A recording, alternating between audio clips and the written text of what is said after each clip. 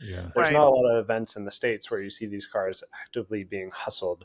I mean, you can go to Pebble Beach and see them on the lawn, and that's great. But there's nowhere where you can really see, experience, watch the car in action, and you can on this event. And I think that's really unique and really special. This week on That Car Show, Ryan and I are joined by Tazio, Ottis, and Derek Tam-Scott. The three of them just got back from a week on the Colorado Grand, and it was as epic as you'd imagine. We talk about the people, the cars, and the roads of the Colorado Grand, what makes a good Grand car, and why they want to return next year. Also, Derek and Taz share about their business, OTS and Co, and what it's all about. They are true enthusiasts who really know their stuff, and it was fun getting to know them. We know you'll enjoy the conversation. It's That Car Show. That Car Show is brought to you by Sheffield Watches. Sheffield is the storied watchmaking brand that was revived a couple of years back by our good friend Jay Turkbus, and it's seen wild success in both the car and watch enthusiast communities. Sheffield offers a wide selection of watches, many inspired by the iconic designs of its 1960s dive models, most notably the one that Jay's parents gave him in 1970, which ignited his lifelong passion for watches. Sheffield watches are high quality, reasonably priced, and a great value. Sheffield has truly become the car guy and car gal's watch of choice. Order your Sheffield watch at SheffieldWatches.com. Give them a follow on the gram at Sheffield_allsport_watches and tell them That Car Show sent you. Hey, it's That Car Show, and if you're a fan of the show, you've at least heard of the Colorado Grand. I'm lucky enough to say that I've just returned from this year's Grand, and so have the two guests joining me and Lindsay tonight. The Grand, if you don't know, is 1,000 miles, driving some of the world's best vintage sports cars and racing cars on some of the greatest roads that Colorado has to offer.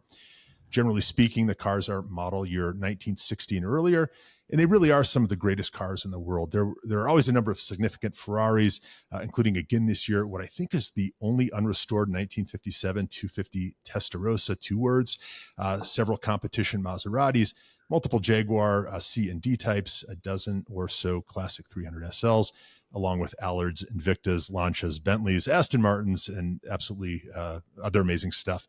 And what's neat is that it's also a nonprofit with annual giving to the communities we visit, something near $1 million each year now, which is incredible. And the names Derek Tam-Scott and Tazio Ottis are probably familiar as well. Taz and Derek are two of the three proprietors of OTS and Co, a specialty car brokerage in Berkeley, California. Taz is also a noted racer and a mechanic, along with his father, Patrick. And Derek hosts, along with Jason Camisa, the highly regarded and masterfully named Carmudgeon podcast, which is part of the Hagerty Podcast Network. So welcome, Derek and Taz, to That Car Show. Thank you for having us. Yeah. Thank you so much. Glad to have you. So we've been home for a few days now from the Grand. What are you telling people about your Grand experience? First thing is probably that I miss Colorado. Yeah, it's a pretty great state, right? Yeah. It's weird to not be buzzing around in like a 50s Italian car every single day. Like I think the first day I woke up and I was ready to jump back into that leather seat and kind of be deafened for a day. And when that didn't happen, it was a little weird. So what'd you guys drive? We were in a 1956 Alfa Giulietta Sprint, dubbed a Veloce, but it's kind of an abnormale. Okay. So very, very hot rodded for what it is, but all like period conversion stuff. 3-shoe brakes, has a limited slip rear end in it from a GTV that was modified to fit drum brakes in the back still to keep it appropriate. A big bore kit in a 1300, so still the original block, but with bigger pistons in it, and some hotted up cams and some suspension stuff. So a real hot rod for a 1.5 liter car. Nice. As you can tell, Taz built the car, more or less. Okay. Yeah, I'm very intimate with it because I did turn a lot of wrenches in it. What's the story with the car? Where'd you find it? How did it get to where it is today? My dad chased it for quite a while. There was the show in Alameda, which is close to us, called the All Italian Car Show. Okay. And this older gentleman would bring it out every single year. That was kind of the car's outing for the year. Yeah. And my dad was really good friends with him. And he kept that car and an SZ in a hangar in Hayward. And my dad befriended the guy and chased it for probably 20 years or so. And then Really? eventually towards the end, he obtained it, which was maybe 8 years ago now. Okay. And then I did a resuscitation to the car and made it the hot rod that it is. Nice. And that guy, So- Earl, was the original owner. It should also Correct. be Kidding. noted. Oh, yeah. wow. Yeah. So 2-owner car. Wow. That's wow. amazing. So what inspired you to hot rod it once it was in your family? My first car was an Alfa Giulietta that rolled over on the California Mille. Oh, and no. I spent my Before summer you got break- it. Okay, yeah, good. before I bought good. it Okay. in '92, before I was born. Huh. Oh, wow. And it was in a garage in San Francisco. And prior to me obtaining it, I saw a Giulietta for the first time when I was maybe 12, and thought that it was the prettiest car I'd ever seen. Yeah. And told my dad I need to have one. And then I also told everyone else I knew that he knew that I needed to have one. And eventually, one of my dad's friends said, "Well, I have one if your son wants to fix it." Wow. So I did. I spent summer break. A shop down the street from us had a rusty, except for the top car. So I cut the top off of that, welded it on, and then brought it to a paint shop and did a ton of Bondo and painted it. Learned how to paint a car, which I don't think I'll do again, when I was 14. And then that was my first car, and I stupidly sold it for a race car. So when we got another Giulietta, I wanted to set off on doing everything that I would have done to that car. Yeah, right And you on. had that chance to do it. That's really cool. Yeah. And so now that you have had the chance to fulfill that dream and then spend like a concentrated amount of time in it on this amazing rally, are you happy with what you did? Is there anything you do differently? Like, what are your feelings about it now? Yeah, I mean, I think there's probably some subtle things that I do differently. I'm pretty thrilled with the car. I think like these cars, there's a never ending list. And especially when you are like flat out in them for 5 days, you build yet another list of things, Right. like some that you need to repair and some that you would just like want to do so it's more comfortable. And so, yeah, I'm really happy with it, but there's certainly a lot I want to do more with it. Well, that's fun because it means it's an ongoing, like you're still engaged. It's an ongoing project and you're not just like, all right, now what? Yeah, I think there's these handful of cars that hopefully will be forever cars that you like just kind of continue to make better for the rest of your life. And then you're happy. Yeah. Right. And you didn't have any issues on the Grand, right? The car was strong. You didn't have any mechanicals or anything? We blew up a voltage regulator. Oh, you did? Okay. Ooh. Yeah. So we did that. I think like there were some passes you're climbing for a 1.5 liter car at elevation, like climbing 11,000 feet is a ton. So there's these times where, especially on the roads that are there, you'll be full throttle for, I don't know, 5-7 minutes, just kind of flat out. And I think that might have been a little bit much for the regulator to regulate. So yeah, we failed that. The TAC failed on the drive back from Vail on the 5th day when we were dropping the car off back at Blue Chip, back to Denver. Nice. I think those were the two major things. Yeah, Derek, you might remember something else. The transmission mount needs some altering as well. Yeah, I mean, the car received a transmission transplant, I think, a week before the event. Oh, okay. And so there was maybe a little more refinement to do on completing that swap, because earlier this year we did the California Mille in the car, and the transmission showed that it was pretty well used up. And so the car got a new transmission or rebuilt transmission before this event, a week before. Goodness. There was some further refinement maybe needed in terms of locating the transmission. Sure. So you did the California Mille. How do the two events compare? I've never done that. I know it's a Hagerty event. I know it's lovely. It's wonderful, but I think it's a very different kind of terrain, right? And some different kinds of cars and things. How do the two compare for the two of you, I guess? I think we both felt similarly, which was that we preferred the Colorado Grand. Okay. Which surprised me all the more because I think the California Mille is a more suited event to a 1.5 liter car. Okay. The roads are incredibly different. The California Mille is, largely sea level. I don't think you ever go above 1,500 or 2,000 feet. And the roads are very tight and technical. and small, tight first gear sometimes. And so Really? there's wow. the car is very well suited to that, and the big Ferraris and stuff like that with this Jag XKs, which are a little bit, maybe not as light on their feet, are not that well suited to the Miele. And so you'd think the Alfa is happier on those roads, but despite that, and by contrast, the Colorado Grand has a lot of big open countryside where you're kind of flat out a lot, even in a big car, certainly in a little car.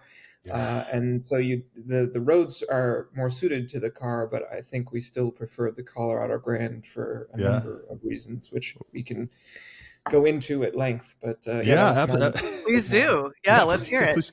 Because I think people had come straight from the Mille Miglia, right, and done other events this year, and I think the refrain was largely the same, that people really enjoyed the Grand, and we didn't even have very good weather this year, right? We got rained on, what was it, at least 2 of the days? Yeah, good rain 2 days for sure. I think that the rain, there's a lot of aspects of this event that make it feel a little bit more hardcore. And I think that was the word that we were using throughout the entire event, which is something that both Derek and I seek when we go on these events. The Cal Miele was very, very fun. And the roads are great and the atmosphere is great and there's great cars, but it seemed, I don't think soft is the right word for it, but there was a lot of roads that you could cut out. If you wanted to go to the spa early, you could kind of do the morning loop and then go back to the hotel. That's interesting. Yeah, it was sort of a choose your own adventure ish. Yeah. I mean, you can follow the route book to the T, but I think there was only so many people that probably actually did the full, let's say, 1,000 miles of the event. We felt like outliers for having done every mile. Oh, yeah, really? Yeah, we were really excited that we did the whole event, right? Yeah. That we did every single mile, whereas I think a lot of people didn't do the whole event. And meanwhile, you have so many people here, like Nürburg in his Jag, that's in a downpour, in a D-type with a helmet on, that is out there first thing and doing every single mile and hustling the thing and all that. And I think the atmosphere and the way the people approach this event, it just feels a little bit more hardcore. And there's not really the option to do half the day and go back to the spa. You kind of do the whole day. I think that we really like that the lunch spots seem to be at extremities where you had to make it out to the lunch in order to eat, and then you'd have to make it all the way back. It's not like you could go do 50 miles and then have an oyster and then come back. Not that that's bad, but it's just different. Yeah. Well, and it sounds, because I know the Cal Miele is a very elevated event in terms of sort of the overall experience, but it sounds like the Colorado Grand is very focused on driving. Definitely. Yeah, I think that's exactly right. And I think that, some of the real enthusiasts come out and they bring their real cars, which I think is interesting. I mentioned Charlie in that D-type with that shark fin and that thing, this dark green car, right? It's just this epic car. And how many D-types were there? I mean, this wasn't the only 3. And then how many C-types? I mean, it was just, but his stood apart. That's just an awesome car. And he's a hell of a guy too. So I mean, I think the people in the cars here are unbelievable. I think that something that Derek and I worry about often is what the future is for a lot of these cars, especially in the States. You go to events like Goodwood or you go to Le Mans Classic and you see grids of these cars. And then you think that, at least people are using them overseas. But there's not a lot of events in the States where you see these cars actively being hustled. I mean, you can go to Pebble Beach and see them on the lawn, and that's great. But there's nowhere where you can really see, experience, watch the car in action, and you can on this event. And I think that's really unique and really special. Yeah. That's really cool. Well, and so for people that don't, I haven't been on the Grand, the 3 of you have, obviously. Can you do a brief description? Are you staying in the same place all the days and you do trips, like day trips out, or do you move throughout the week? Is it a combination? Can you give kind of a brief overview of the event for people that haven't done it? Like me? I'll let you guys talk. I mean, this year was a little different because we only stayed in two towns, and oftentimes we're in 3 places. So we did less moving from place to place. And so it's maybe a little more A to A this year. But yeah, I mean, what do you guys What's your take on it? Yeah, I mean, you generally you have a place that you set off from, and you either return there or you go somewhere else. But it's a day of driving most of the day, and you have a morning stop and an afternoon stop in addition to lunch in the middle. And while we were talking about how the California Mille is really elevated, the Colorado Grand is not exactly roughing it either. For example, Right. there's a luggage truck that brings all your luggage for you, so you don't have to put it in your car, especially if you don't have space for such things or weather protection. Yeah. And there's a mechanical team as well that follows the entire route with truck and trailer and tow trucks, so that if there's any issues, they can sort of intervene and try and nurse the car to the end, or get it to the night stop and try and do a more substantial intervention to try and get the car back on the road for the next day.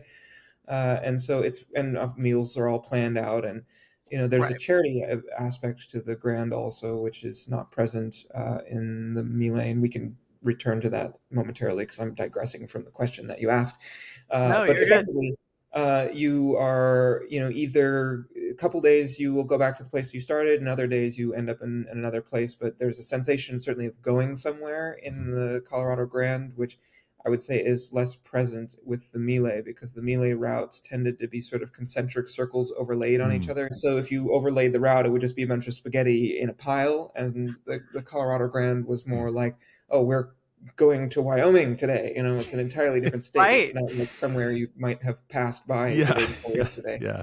So I think we only went through the same place like once or twice throughout the entire Grand. Yeah. That's right. Although we did spend the last 2 nights in the same place where we started from, which was sort of nice because you get a sense of how things work and how the parking is going to be, and sort of it's also a nice place to be, but Vail, that is. Yeah. So it's a pretty. There's definitely a sense of going somewhere for sure. I understand that previous years, there's been a lot of different night places. I mean, I think you go to different places each day, and maybe that was different this year because of the amount of people that were on the event. Yeah, I think this was a record year. I think we had 131 or 134 cars or some crazy amount. I think you beat the record by 20 or 30 cars. So it was a little and different logistically, that's a little bit difficult, right? I mean, I it think is. Finding that many rooms at a singular place, you need to maybe stay at a resort and find a resort that can accommodate that, and the dinners and the parties and all that.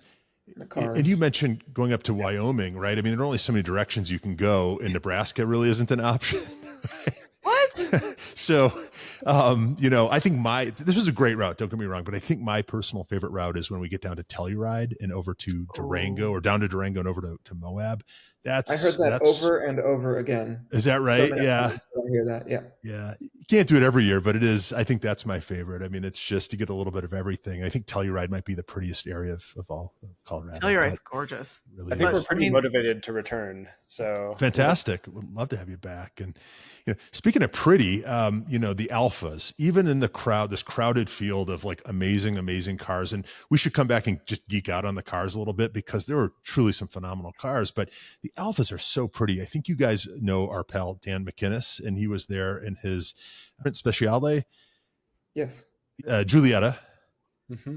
And we actually found him that car. That's right. Oh my gosh. He contacted me probably right after the Grand last year, because he rode as a passenger, and I think that was his first time attending the Grand. That's right.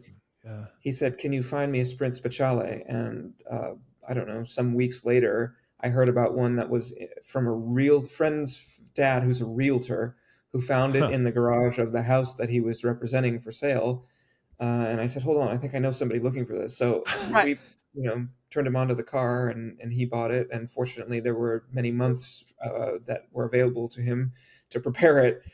Because the demands of 1,000 miles on any of these minimum 70-year-old cars are pretty significant. And there were a lot of mechanicals. There always, I think, on these types of events are always a lot of mechanical interventions and issues, failures to proceed, that type of thing. So his car, I think, ran perfectly. And I told him the warranty expired at the end of the Grand. Yeah. And then I think his starter failed on the way home. So, oh my gosh. That's when you want it to happen. The important part is he made it through the event. I love that it was like a semi barn find, a garage find. Yeah, that was neat. Yeah. That was neat. And Yeah. I'm connecting the dots now. And it was also very neat to see Dan and his dad, Billy, win one of the awards this year. I think it's the first time. It's an award that's intended for someone who's sort of passing it down to the next generation. This, the spirit of enthusiasm, the spirit of the grand.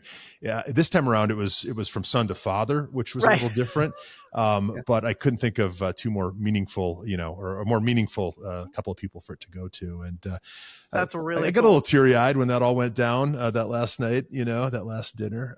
But yeah, you could tell how much it meant to them, which was really cool. Yes. I mean, yeah, it was certainly special. He separately provided us with the context that his mother was no longer around and they were kind of the only two left, and that added even more to it, as if it wasn't already enough emotional content to it. Yeah. Really special. Yeah. Well, and for them to get to do that together, I think, like you were saying, Ryan, like there's a lot of, not a lot of parents and adult children get to experience that. And for that to be acknowledged is really special. I mean, really... Dan's such a fixture in the Colorado community, but also Southern California, so he's such a positive addition to the car community. So that's really fun. He is. And now I know where he gets it from. I think it was Thursday night. Dan and I said, good night and went back to our respective rooms, I think after a drink after dinner. Meanwhile, his dad, Billy, who I think is nearing 80, was out till 2:30 in the morning with one of those gangs of folks closing down a dive bar. So I think he had a great time. Yeah.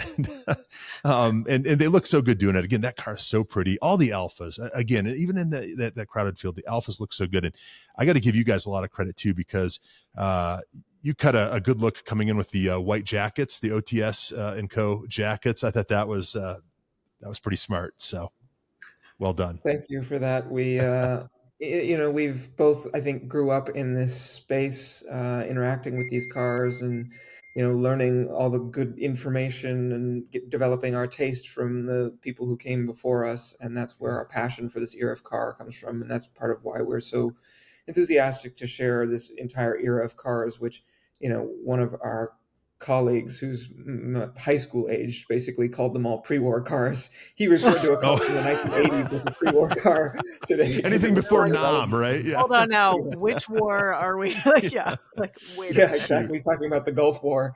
Right. Right. Yeah. That's so, Taz and I were lucky to grow up around this stuff, and sort of, even though we were it's stuff from decades before we were born, we as youths interacted with a lot and developed firsthand appreciation, which I think is so important for having enthusiasm for these types of cars, because if you don't have any firsthand interaction with it, it's not meaningful to you. And these events are exactly the types of interactions that make these cars meaningful to the people who come in contact with them and ensure that they continue to be relevant. And I firmly believe that the combination of the Grand and the Cal Mille and the Mille Miglia Storico and all the events in Europe ensure that cars of this era continue to be sought after. I mean, I've talked to so many people who said, I bought a car of this era for this event because I wanted to attend it. And it's creating and supporting the continued demand and interest in these cars. So I'm really enthusiastic about that aspect, because I love these cars and I want more people to see them and love them in the same way that I do. That's really cool. And that's, I think that's reassuring to everybody in the car world, because there's so much discussion, I think, founded or not, like, do young kids want to get their licenses? Do they care about cars? They care about driving. And I think you're right. Like, more, if you get the chance to have a, kind of once in a lifetime experience like that with these cars, that's an emotional connection that like is going to last. It's an important point, because, the Grand has been around since I think 1989, and the cars were also 1960 and earlier in 1989, and that is not a sliding scale. Like, that hasn't changed. It will never change. So think about a car now that's 29 years old, right? And what a different event it would be if we were all, I don't know, E30s. I don't know, what would that even, not even like I mean, it's just, those aren't old cars, right? Yeah. They don't, it doesn't feel like it. I mean, 1999 was 5 years ago, right? Yeah, basically, I assume you guys are in your 30s, early 30s or so. Yeah. So like lower. Late 30s. Yeah. Okay. All right. I turned 30 for the event.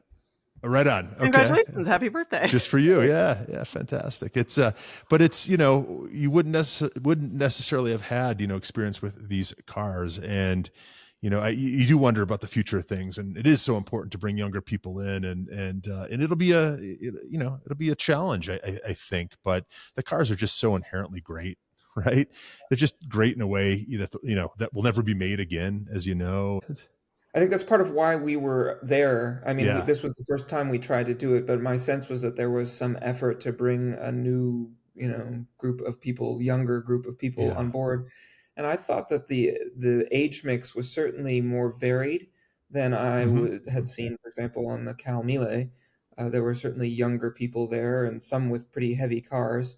Yeah. So, I was encouraged to see that, and I'm glad that the organizers are actively trying to shift the demographics or move the average age down, especially because it helps ensure the future of the event. It's run by a board, and those guys are thinking about the long-term viability and wanting to ensure that it continues to happen. So we were delighted to be able to help with that. Right. Awesome. Well, shout out to Tom Horan and the Grand board, who really do a fantastic job. And I know that bringing younger folks in is certainly something that's that's at the forefront right now. And you mentioned the heavy cars. Can we talk about the heavy cars? Because I was shocked the first time I walked into that garage a few years ago, right, at the stuff that was there. What stood out for you guys?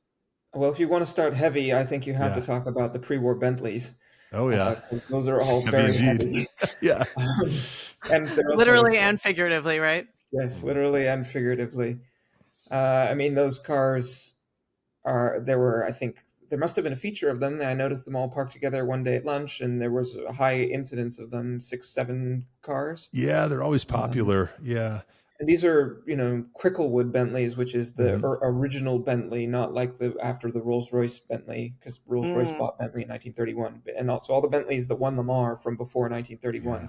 And most of those Bentleys, with the exception of one, were all the pre-Rolls-Royce Le Mans winning era Bentleys, which are just these big, massive, Ettore Bugatti called them the world's fastest lorries. Because they're so large, they look like steam engines and probably drive like them too. But those guys are super hardcore. Oh yeah, they drive the hell out of them. He was saying that they're among the most reliable cars. Like the least interventions that they have to do are on those old Bentleys, probably because they're effectively steam powered. I don't know. That's incredible, because that's not.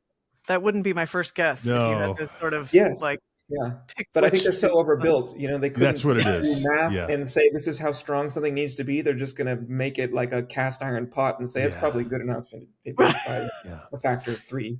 Yeah, and it's so interesting. Some are steel bodied, some have cloth bodies. Right, some are short wheelbase, some are long wheelbase. I think that the move is you get the short wheelbase, but you get the engine from the long wheelbase car, if I'm not mistaken.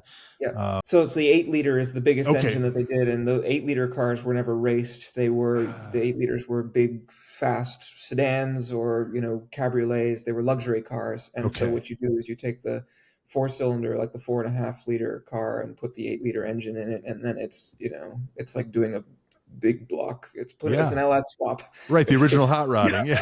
I love it. In a Bentley. I think those drivers are some of the biggest characters on the Grand each year too. I would imagine it's a different breed. That's a different breed. Yeah, I think there's an ongoing joke that none of them will put their tops up, right? I mean, they will. But we saw them with the roofs up, and we made fun of them and told them they'd all gone soft for erecting their tops. Yeah, but they took it. I mean, they felt bad. Like you saw that they were. You could see they were guilty. Yeah, exactly. Yeah. They're like, this is well-deserved ribbing. Yeah. We've earned this. Yeah. So from heavy. Oh, go ahead. I was going to say, one question I have for you, Ryan, is it seems like maybe in past years there was more, not just the Bentleys, but there was more pre-war cars. And there was the Riley there, right? But we didn't see any Bugattis. And the only Alfa we saw was the 6C 1750 Zagato car. And it didn't take part in the Grand. And it was like probably my second favorite car of the event. In the garages when I saw it, and I was so excited to see it actually take part in the event. And it didn't. I think it was someone's backup car. I think it was a great backup car to have. But I'm curious. In previous years, was there more pre-war Alphas and Bugattis? So you bring up a good point. Most years there's a feature car, And the feature car is something that maybe wouldn't ordinarily be, represented in large, numbers. And sometimes it's a car that wouldn't ordinarily qualify. So a couple years ago, we did the 73 Porsche RS, Carrera RS. And I think we had like 15 or something, which was just cool to see. So, there were Tourings, there were lightweights, there were everything. Last year, it was actually Alfa 6Cs and 8Cs, so pre-war cars. Yeah. And I think we had 8 or 10, and that was so cool because those are just cars you don't see every day. I was in one, and I started talking to the owner, and I said, well, tell me a little bit about the history of this one. And he said, well, this belonged to the war secretary of Mussolini, but I have another car that actually belonged to Mussolini. I mean, these cars are just, they're oozing history, right? Yeah. I mean, it's talk about patina, but this is like a level beyond. And then, so many of them are in that great Alfa red, that dark red, I don't know what that's called. Well, it sounds like Lamont brought his Tipo B last year, which won Monaco and also had Nuvolari history maybe in Belgium, right? Yes. That's a super, any Grand Prix car like that is unbelievable. And then to think about taking a Grand Prix car like that 1,000 miles in Colorado flat out would be also wild. That's just a serious undertaking. Not just 1,000 miles, Taz, but I followed him. I don't know if you guys have ever heard of the $1 Million Highway here in Colorado. So it is known as one of the most dangerous roads in the country. Right. It's a road that wouldn't and couldn't be built now, but it started as like a toll road for like Conestoga wagons or something back in the day. And it goes from Ouray, Colorado to, is it Silverton? Kind of down there by Durango. And it's, I think 34 or 36 miles that literally is just on the edge of basically a ledge that's cut out of this mountain. And every year people drive off it. I mean, there's no shoulder, if you're on that cliffside, there's the white line and then that's death. Right. And there are parts where the road has fallen away and it's sort of scalloped and it's terrifying. I stumbled across that road accidentally years ago when we moved to Colorado, but I got to follow Mott in that car last year as he drove that road and it started to rain and sleet. And I'm seeing this car just move and I'm just like in a trance. Right. I mean, it's like, it was magical. It's just absolutely magical. And we should give a shout out to our friends at Mercedes-Benz who bring a fleet of 6 or 8 AMG cars every year in case you happen to need a car, your car breaks down. But I was in an AMG GT, which was already pretty cool, behind him, giving him proper space and all that, but just watching that car move. I mean, it transcended sort of the event, right? It sort of took you out of where you were in space and time. And it was just, not to get weird on you, but it was really magical. It was awesome. It sounds like it was life-changing. Yeah. So I'm going to shut up now and we'll move on, but it was a moment. I had a moment that day. And no, I think that's cool though. I mean, I think that is really seriously part of the charm and the magic of the event is that you get to see the cars in action. Yes. Right. You don't see that anywhere unless you go to another country, really. Even in California Mila, I think there was one pre-war car on the entire California Mila. Oh, really? Okay. Yeah. Oh, wow. 27. Oh, yeah. Another amazing car you just don't see. That's amazing. But there were other, some number of pre-war cars. It was less than 10 probably, but maybe around 10. Yeah. Well, to bring this back to your original question, there wasn't a feature car this year.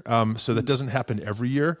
I'm sure, we'll have another feature car next year, but it doesn't seem like you really need it. I mean, there was 6 short wheelbases. There was 14 or 15 300 SL or gull wings, right? I mean, there's 2 pretty good features right there. Getting that many either in one 2 place. 2 Cal Spiders. Yes. 2 PDFs. Yeah. And then stuff you just don't see like that Invicta, right? Yeah. You just don't, I didn't know what that was until I started working with the Grand. I mean, that's just something you don't see. And it's funny that the 300 SLs are sort of like the cheater cars, right? Because they're easy to drive. They don't break down. There was one this year. I mean, they're easy and, you're lucky to see one somewhere and to see, 14 or whatever. It's just, it's an unimaginative choice in this context. It is. Which is wild, right? Yeah. But it makes a ton of sense. It ensures you're going to get where you're trying to go. And it has the cubic inches, the performance to be genuinely useful because, the other choice to ensure that you're getting where you're going to try to go is the 356, but that's why there's a lot of hot rod 356s because these guys are trying to make horsepower from a car that wouldn't originally have done that. And the 300 SL is also the solution to that, which is to have something with reasonable performance and durability and, just is a good grand car. So now I understand the phrase that X is a good grand car. and Yes. what that means versus, what might be a good Cal Melee car, and they're different Yes. answers. Yes. Right. No, I'm glad you picked up on that. And sort of to that end, I mean, the Emery Outlaws, the 356s have sort of become, the cheat code. And because it's the Grand, who was there, but Rod Emery co-driving with Tom, the chair. And I don't know if you got, any time with Rod, but he's a neat guy, hell of a nice guy. Yeah, I mean, the way that he's transformed those cars, and the way that the amount of sort of gravitas around his name and the cars that he builds has really brought those cars to an entirely new level. Yeah. Yeah, I drove with him one day. So 5 hours in the car with anyone, as a test, right? I mean, it's a long time, especially in an old car. And I was impressed with a couple of things. He was driving. I was in one of his customer cars, not a squeak, not a rattle. Right. And if you've been in an original 356, even a restored one, that's just not a thing. So I don't know what magic he does to those cars. But also 5 hours, and it was like 20 minutes. He was a great storyteller. He told the whole story about how the business began. He lost his father in the week before the Grand, and yet delivered Tom's Emery and 2 other customer cars. Right. Just a neat guy. And I now I want an Emery too, right? They're great, right? They solve all the problems that a standard 356 might have for something. That's how they get you. You go on the Grand and ride in one, and he's like, "This is the secret." It's also interesting to provide something that is a little bit more modern as an option for the event too, which I think is interesting. I mean, I guarantee you that there's no other car on the Grand that has like throttle bodies and Motec. Yes. Right. Yeah. And like, just to say that in correlation to the Grand almost seems like abnormal. Yeah. But it's kind of a cool way where, one also might not know looking from the outside in. And I think that's the neat part. Yeah. But also it does make it a cheater car. Yeah. But it has to be a certain Emery. The old car texture, I think, is substantially preserved with that car. I mean, obviously it's more modern in some respect, but if you care to call that a resto mod, there's a lot of resto mods that take a lot more liberties in terms of modernizing a car, where you lose the old car character. And I don't think those cars are on that page. They still feel like old cars. That's all it. The ways we like. You mentioned there's a level of honesty there, which I think they keep. Yeah, that's it. You mentioned the name Charlie Nierberg, who's just such a great guy. I spent some time with him too when we were running to O'Reilly to get some parts for the D-Type. And he was in one of the aisles, and I just kind of elbowed the woman at the counter and said, if you only knew the car that these parts were going but he's got an Emery. He's got an early Emery, but I think it's a turbo Emery or something. And that car is not allowed because it's got the visual clues and the horsepower. I think he's got like quite literally one of everything. Yeah. I don't think there's like a car he doesn't have that is also just not spectacular at the same time. No, and just a hell of a nice guy too. How about that other comp, the red one with the white stripes? That you saw it, right? It was so good. A short wheelbase? Or? Short wheelbase. I don't know what the stripes were. Some sort of race livery, Yeah, I think it was a comp car. Yeah. Okay. It had an art sticker on it, right? Yes. So it was probably an alloy comp car. I don't know the history of that car. God, it had a presence though. It was palpable. So what else can we geek out on that just blew your minds? The Maseratis. Yeah, I think the McAllister, you brought it up. The McAllister Testarossa is pretty spectacular. God, yeah, I mean, that's like the Testarossas. I think that the 250 GTO gets kind of a lot of credit for the pathway that the Testarossa laid. Yes. I mean, those cars from 57 whatever to 61 were virtually unbeatable, right? And his particular car, won Sebring. I think it went to Le Mans, maybe it was successful, won Nürburgring, with all great drivers. I mean, I think Von Neumann sat in that car, Phil Hill probably sat in that car. There's champions that drove that thing, right? And I think the special part about that car being at that event is it's highly original, highly preserved. The paint is chipping off of it in multiple locations, right, kind of throughout, but they've kept it really extremely cool. honest. It's just like it last raced, right? Whereas an old race car, and they've serviced it and it runs great, but it's how it was back in the 50s. Well, and I think And that sort of speaks to what you two were saying as far as your experience on the Grand and what spoke to you. And I think, Ryan and I talk about this all the time too. It's like we're here because we love cars, but we love driving. And so getting to see these cars being driven and enjoyed, and especially a car like that where you can literally see how it's been enjoyed and what that impact was on the car itself, like I think that really strikes a chord for all of us because we're like, yes, it's being used for what it was designed to do and people are enjoying it. Yeah, I mean, those cars are so spectacular to drive. Any Testarossa that is well sorted is such a phenomenal car. The feedback it gives you, the power it has. I mean, it's just, I don't know if there's a more entertaining car from that period, which is why they were so successful too. But certainly a super special thing. Totally, and a very valuable car. It's a high 2-digit millions number, and for those of you listening who are afraid to take your Porsche out in the rain because it might melt, just know that the driver of this car took that thing through some pretty serious weather. It's an open car. It's got a bunch of wires down in the footwell. The paint's flaking off. To your point, it's worth a hell of a lot of money, and yet he was out there thrashing it in the weather. I mean, it was just that's awesome. Well, the flip side also is that if it's worth that much, it's almost impossible to total. Yeah, that's true. That's sort of freeing, right? Yes, that no matter what its cosmetic condition is or anything that happens to it, short of complete destruction, its value is not going to really be affected. Yeah, I suppose. I also don't think I would ever want to paint that car again, though. I think that's part of it. And if you hurt it, you're going to have to. It's right. It's got this amazing sort of Germanic style numbering on it, and it's just that was obviously hand painted, and it's just again just oozes patina and history and all that. But you've driven these cars, Taz? Yeah, I was going to drive a Testarossa at Velocity last year, which ended up being canceled, but I did shake the car down a little bit. And my father and I have a 750 Monza, which is 2 or 3 years earlier than that car, which is a 4-cylinder Ferrari, similar to the TRC that was on the event with us as well. Sure, yeah.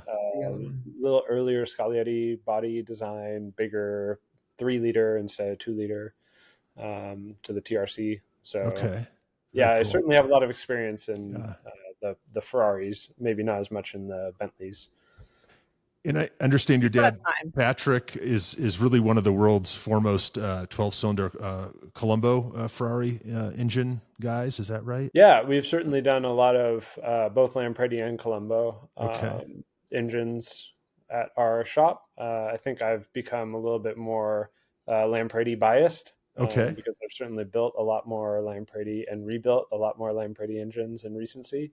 But yeah, we've done a lot of both. Yeah. What is it about those engines that you prefer? A Lampredi versus a Colombo? Yeah, because I don't know much about the differences. I think they're just they're complex. There's a lot of things that you have to get right. The 410s, right? The two 410s, they're massive, nearly 5-liter, huge V12 engine, right? But there's a lot of things that you have to get right with those engines in order for them to work. They have screw-in liners into the cylinder heads, so there's no head gasket. The reason they came up with the Lampredi design was to eliminate the head gasket because it was difficult to get a head gasket that could last some of these endurance races like the original Mille Miglia or Le Mans 24 hours events as such. So they came up with the Lampredi design that Lampredi came up with the Lampredi design that functioned really well. But getting those engines to work well today is also yet another challenge. Yeah. What are those cars like to drive? I mean, because even, in their day, they were different, I think, than everything else, right? I mean, are they just magic? I mean, there must be a lot of work, but what is it like to wheel one of those? I think it kind of depends on the car. I think there was such differences in cars. I think that my Monza is such a fabulous car to drive, but it has independent front suspension and it has a transaxle and a DDO rear end. And I think it was technologically very advanced. It's super torquey, only revs to 6,000 RPM, but you have a lot of torque at the bottom. But the car is, very well balanced, works really well, slides around a corner really well. And meanwhile, like a couple years earlier, they were making 225s and 212s that are transverse front leaf spring. And luckily there was none of those on the event, so I can say that they drive like a truck, right? And I think it just kind of depends on what car that you're speaking of. Yeah, just most of us will never have the the chance, right? So all we can do is ask people like you. Different states of tune and stuff like that. The early Ferraris are basically a big number soup. I mean, they made all these different cars, and they all have different numbers. And they would sometimes give the same number to two cars that were extremely different. So the type of car that it is, open sports car, the car like Taz is describing, or like a Testarossa, was basically the equivalent of like a Le Mans prototype in nowadays. And then the cars like GTO or SWB or TDF are more like GT3 cars. Okay. Which is to say, one is like a clean sheet dedicated sports car thing that was specifically designed to win outright at endurance races and non-endurance races. And another car is sort of vaguely street derived, and so it's less exotic and less like sort of out there technologically, but maybe more useful and well-rounded and like a more suitable car to use for on the street. And that's why it's all the more remarkable to see these very focused sports cars like Testarossas or TRCs or D-types and C-types, any of these cars that don't even have weather equipment or roofs or windshields big enough for wipers, and to see these guys out there in all kinds of weather all day long in these things. And these guys are obviously very wealthy, and that they choose to be so uncomfortable and are okay with it. It's the opposite of the sort of fragile, wealthy people that would never do anything for themselves. These are altogether, they're sportsmen, basically. And you have all this tremendous respect for what it took to get these cars to do this in period, and it's very much a sort of, you feel like you've done something afterwards. You mentioned the people too. I mean, that's kind of the whole other side of this, the conversations that you have during the Grand, and the people, you don't always know who you're talking to. Then you find out later, someone elbows you and say, hey, you know what that was you're talking to. But some fascinating people with some fascinating stories and paths to where they are. I think there were a few folks that flew in on their own jets, of course, but super nice people, just a great crowd. But I think that's one of the best parts, is just at the end of the day, hanging out and having that drink or over dinner or whatever, and just swapping stories. It's just a very special thing. So glad you guys could be a part of it for sure, and definitely hope to have you back. Maybe we should pivot a little bit to your business, OTS and Co. In Berkeley, California, because as you mentioned, you helped Dan find his car, and I know you checked it out and all that before he took delivery as well. And it's been a great car for him. I checked out your inventory, because you're a brokerage, right? But you're also kind of like a car matchmaker, right? You do a little bit of everything. You say Sherpa on the website, which I like, because I think that sort of sums it up, right? I want to steal that from you. But so tell us, if you would, just a bit about the business and what you specialize in. Sure. Taz and I think, approached from different, or we arrived here from different locations. I had more history in selling these cars, and Taz has been working on them since he was a child and around them his entire life. And so I came from the space of interacting with transactions and doing a fair bit of that over the decades. I guess it's been over 20 years now that I have been around these cars in a professional sense. And worked all those years for other people, and finally decided it was time to do something of my own and work for myself. I think that's a similar story among anyone who's really, I think, substantial in this business now, is that they work for other people. Eventually they figure out what to do and what not to do from other people, and set out on their own if they have the network and the desire and the interest and the enthusiasm to do all that. So that we started the business together because we wanted to work for ourselves and participate in transacting these cars and have the networks to do so. Taz obviously knows all the big Ferrari guys, and also from the racing world, lots of useful racing contacts as well. And I have dealt with almost everything that is, in terms of European sports cars and some non-sporting cars too, because I've worked for dealers that transacted those types of cars. So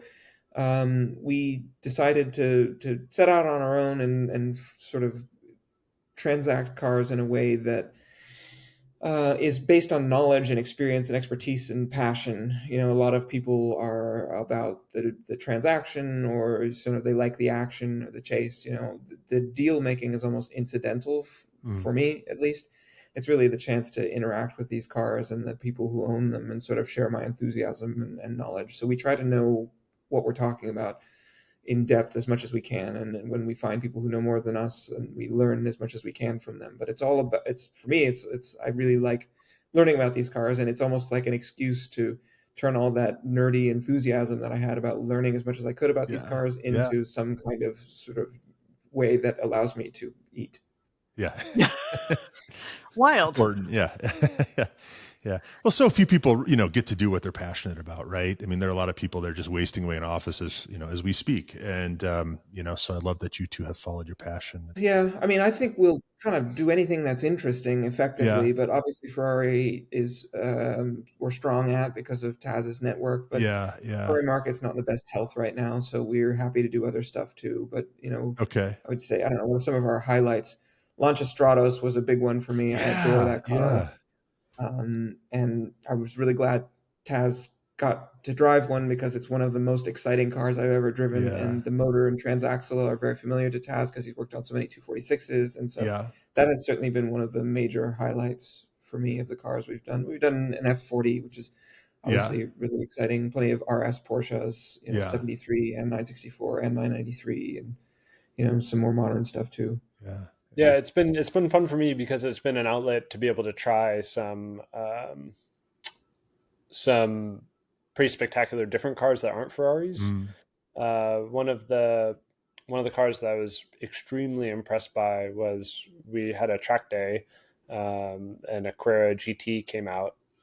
There's an F40 there's an F50 there, and there's a Carrera GT.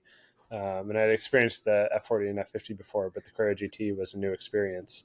And I was able to spend 5 laps or so on track in the Carrera GT, and it was such an unbelievably epic car. It felt like a real race car on track, except it was, had a nice steering wheel, and I don't know if there was a cup holder or not, but there was leather around, and it was such a fantastic thing. I mean, I think it would be my only car solution, and coming from a Ferrari background, that seems like something that I shouldn't say. But it was, it's probably up there in one of my top 5 cars, just for how spectacular it was on the racetrack. Yeah. That's so neat. I got to drive one for my first one a couple months ago. Thanks, Brian Rudin, who was on the Grand as well. And of course, all I could think about was that clutch, right? And, you go over and over in your head, how to, just let the clutch out, no gas and all that. And then you immediately forget about it at the first stoplight, right? Because I wasn't on the track. I was just on the road. But I had really the same experience in that. I just thought it was epic. I mean, it's been a dream car, poster car for me since it was new, way out of my reach. But I was glad I got to experience one, because they truly are special. And I think that's the story, right? It was supposed to be a race car, and then they decided to, for whatever reason, to sell it as a street car. It didn't qualify. The series was canceled or something. I don't remember. The engine certainly was intended to go racing. Yeah. And then they sort of picked up the pieces, not unlike the BMW M1. Yeah, right on. It's a similar story. Yeah. So, we like the stories of the cars, and obviously the experience is a really important part of the appeal also. But it's always nice to get to meet these cars that were heroes. Not always nice. That's not true. Sometimes roundly disappointing. Yeah. To meet a car that was a hero car, and then to learn, but in some sense it's a relief, because you can cross it off your list of things that you'll never be able to afford, but thought you wanted, and now you don't. So that's right. So you can't leave us hanging. You gotta tell us what at least one of those cars was. For me, so Taz, I guess you should be thinking about one of the most disappointing cars you've ever driven. I think a lot of disappointment has to do with the delta between expectation and reality. And I guess if I had to put something on that list, it would be Porsche 959. Really? Yeah, and when you think about it, like if you do a little bit of analysis on it, it makes sense. But it's turbocharged and it's 4-wheel drive and it's very high tech and it's very interesting to drive that car back to back with say an F40 because the F40 is such this sort of raw elemental pared down thing. There's no carpets and the dashboard looks like it's basically made out of Velcro. I mean, I think it's probably Perlon or something like that. It's just this very elemental pared down car that is rear wheel drive with no, ABS or power steering or any of that junk. It's just like car, and motor. And the 959 is exactly the opposite approach. It's really refined and there's leather everywhere and it's incredibly high tech and sophisticated and it's meant to make it incredibly easy and sort of effortless to go fast. And it does exactly that, which, makes it maybe good for commuting, but as a tool for entertainment, it's actually kind of lacking. And I should have known that, you look at the numbers and you realize, well, it's a very high performance car. It's got to be exciting. And then you drive it and you're like, it's so easy and effortless to go this fast that you're kind of like, oh, it's a little almost like driving a modern Porsche Turbo. I would say the exact same thing about, which is formulaically very similar, twin turbocharged, well, now they're not even manual anymore, and 4-wheel drive.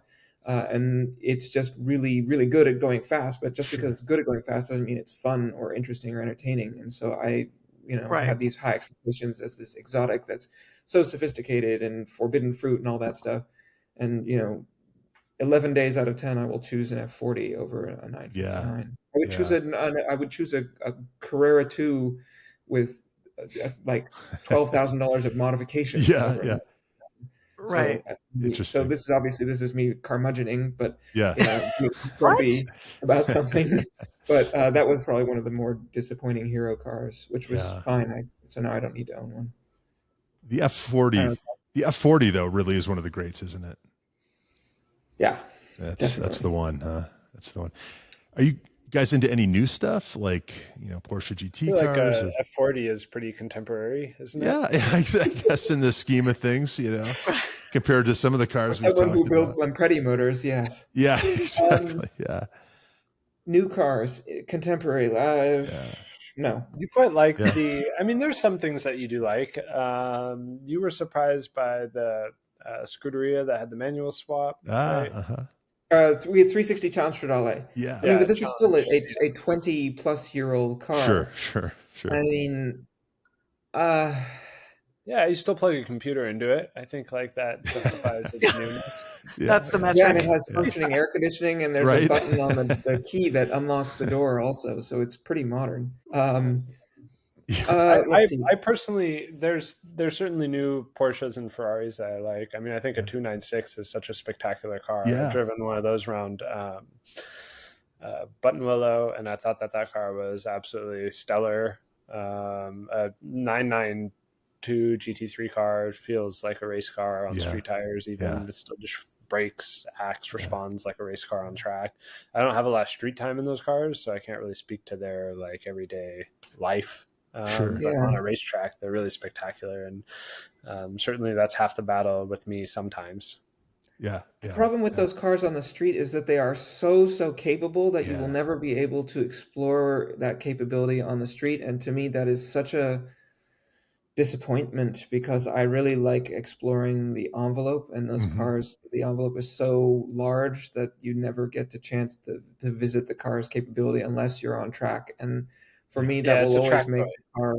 Yeah, it will always make it a bang and not a marry.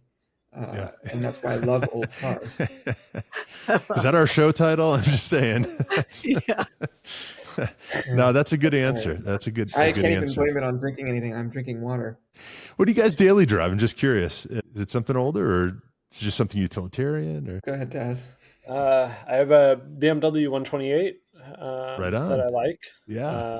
It's a happy little car, and then I have a 250 Ford F-250 Transit van. Oh, sure, makes sense. Also doubles as a daily sometimes. Okay, that's a really unique 2-car solution. I love it. Yeah. I mean, you can live in the van. You can fit a go-kart in the back of it. It's very happy. I was going to say you could sort of jokingly say you could fit the BMW in the back of the van, which is you almost could. Yeah. And what about you, Derek? Well, so That's supposed to be an easy question, right? But it's clearly not in the car world. I think you're most commonly on bike because you're coming across the bridge. Oh, right on. Okay. I have a pretty gnarly commute in terms of traffic. It's 15 miles, if that, but it's a lot of traffic if you do it wrong. It could be an hour if you do it in a car if you do it at the wrong time. So I ride Ducatis. Nice. And then for cars, I don't know. I have a 264,000 mile 1995 Mercedes E320 station wagon, which is kind of functioning as a daily, and then I have a 911 SC that's kind of hot rodded that is also acting kind of as a semi-daily when I'm not on the bike. I don't know. All cars kind of cycle through daily use. Oh, that's I mean, as they should, right? Yeah. I'm a huge fan of the 124s. I just think those are peak Mercedes. I mean, those are the cars that don't get me started. I will go on for hours, but I've had, a dozen of them at least. They're so good. I drove one recently for the first time in years, and I was reminded why they're so good. I mean, it's all the stuff built like a bank vault and all that, but glass everywhere, right? Mm-hmm. The ride is incredible. The power is good. They're torquey, right? For what they are. They're just fantastic, fantastic cars. I mean, they're just, in my eyes, peak Mercedes, right? I mean, I wasn't around for the Gull Wings and, all the old stuff. I mean, in this, the stuff that I grew up with, I mean, they're just great. They have held up so well. Yeah, I totally agree. When we started this business not even 2 years ago with a $10,000 loan. I mean, we were very poorly capitalized at the beginning. And we were, agreed not to take any pay for the first year so that we could fix that problem. And when we needed a company car, the correct solution for this is probably to buy an F-350 diesel or something. Sure. Transport parts and have a tow vehicle and all that stuff. I found on Craigslist a $6,000 Mercedes station wagon that, we put the livery on it that looks like the rescue service when you call for roadside assistance. I've seen that. I didn't know that was yours. My gosh. That's fantastic. Yeah. So that was our solution for $6,000 on Craigslist for a company car. So I made up. Everybody in the company now has to have lots of 124 time because of me. Nice. That's really funny. They're so good. Well, so you mentioned, we were talking before we started recording, and you guys have a company rally coming up. Can you talk about that? I think it's a pretty fun story. Yeah, so I plan for my friends just like a small rally of 10 cars, and then you get to go on great roads and you don't have to worry about a hotel that can accommodate 100 people, or actually it's I guess more like 200 people, 100 cars. And so California has these incredible tight back roads that the Cal Nile uses sometimes, but sometimes they can't get into the places that we get into with our small group size. So I do this with my friends all the time, and the company, as a group of us, we've never done one of these. And I said, well, we have to do all this. Everyone has to come. It needs to be team building. It'll be a business expense, and everyone has to go out to the rally. And then somehow, was this you, Taz, that introduced the challenge aspect to it? I mean, I think like my inner competitive spirit of making everything like a little bit a mini competition, right? I think there need to be like a good rule set.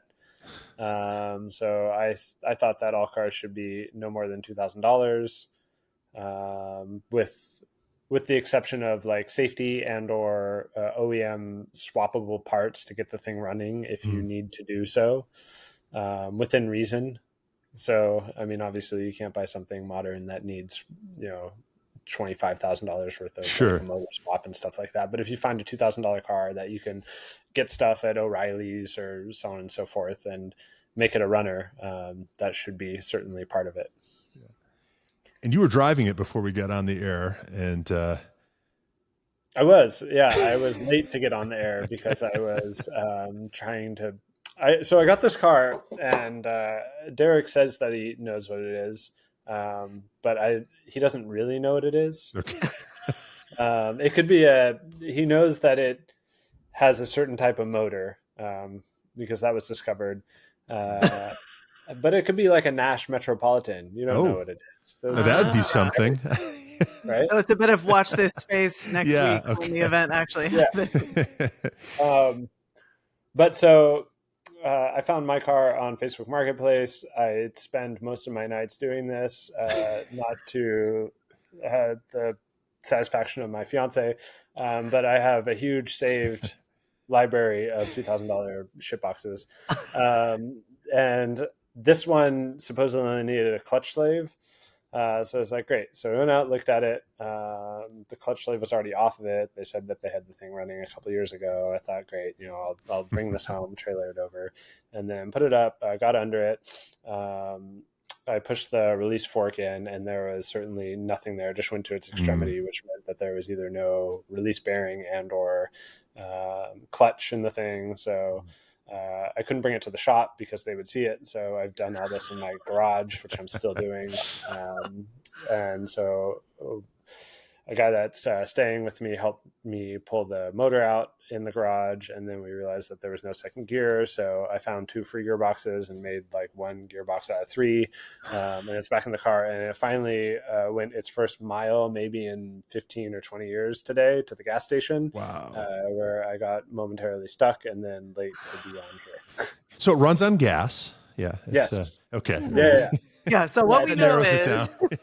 It's a British 1275 motor. Okay. The motor out, Okay. Interesting. We started a dry ice business, and I brought the motor over to get dry iced because I'm doing more work than this car probably needs or deserves. Yeah. I've been excited about it, and Derek snuck in on the motor while it was getting cleaned. Okay. All right. Well, we will check back. Yeah. Is everyone else's Chariot also a secret? Like, are you all showing up and like it's a surprise for everyone? I know what Derek has, but I have never seen it. Okay. So we're all our third business partner has not yet bought a car, so that's a secret. Is that right? That's a secret to literally everyone. Yes, it's a secret from himself as well. Right. Well, supposedly our intern turned employee who's also coming on the rally, I learned has a secret for us that he's got yet another car that we don't know about. So there's still some secrecy. Really? Yeah. I'm working in the wrong place. Yeah. He was going to bring some Miata, but he thought that was inappropriate for whatever. Not the answer. Something yet again. Fantastic. Can we follow these adventures on Instagram or what? I'll probably post it. Yeah. Okay. Yeah. No, I will definitely post it. We'll I suppose, share. Mine is not a secret really because I've had it already, which is cheating. But it's a $1,300 salvage title Mercedes C280 that we turned into a rally car. Okay. And so it's lifted. You can't tell what color it is because it's got so much mud on it. Wow. Which is actually was the color of mud before we put mud on it anyway. It was the 70s, right? Yeah. Or no, you said C280. Yeah. It's late 90s. Late 90s. Okay, well, that's even more interesting. Wow. Yeah. Wow.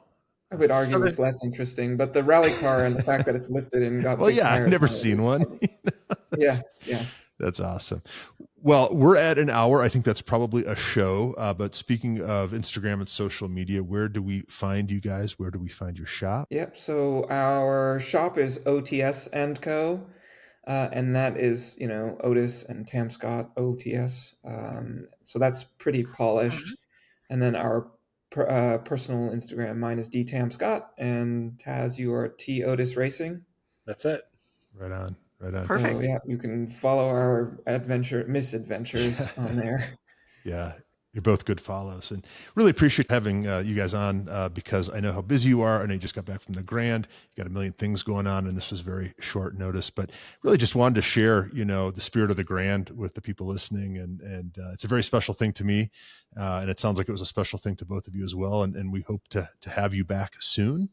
Love to have you back on the show sometime too. Thank you for that. It was a pleasure to be here, and the Grand was pretty transcendent. I mean, I'm hooked. I will continue to go back as long as I have a vehicle and I'm allowed. Awesome. Yeah, thank you. I feel the same exact way.